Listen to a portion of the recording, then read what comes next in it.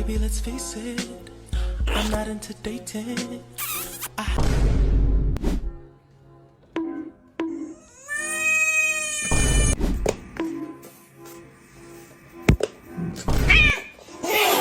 I am lonely. I am lonely. I am lonely. Please don't bite me.